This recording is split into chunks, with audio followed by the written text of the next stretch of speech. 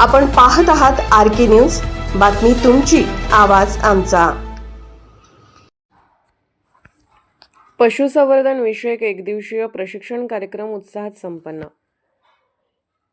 जिल्हा परिषद व कोल्हापूर पंचायत समिती शिरोळ अंतर्गत अनुसूचित जाती उपयोजना व नवबौद्ध लाभार्थींना पशुसंवर्धन विषयक एकदिवसीय प्रशिक्षण कार्यक्रम रुसेवाडी येथील अष्टविनायक हॉलमध्ये उत्साहात पार पडला।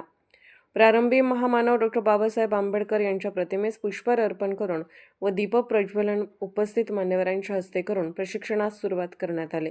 यावेळी सहाय्यक आयुक्त डॉ.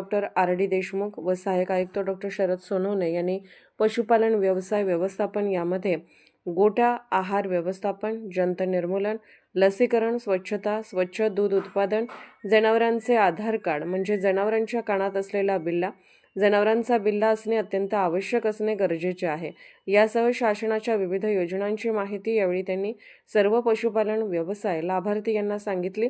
यावेळी उपस्थित पशुपालन व्यवसाय लाभार्थी नितीन कांबळे यांनी पशुपालन व्यवसायामध्ये शेणखत व दूध याचा कसा फायदा होतो, जनावरांकडून कशा प्रकारे जास्तीत जास्त उत्पादन घेता येते व त्यासाठी कशा प्रकारे जनावरांची काळजी घ्यावी याविषयी त्यांनी आपण मदत करत असलेल्या पशुपालन व्यवसायाची माहिती सांगितली।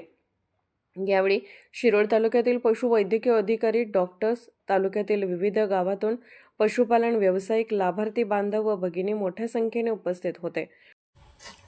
RK न्यूज चॅनलला लाईक करा, शेअर करा आणि सबस्क्राईब करा।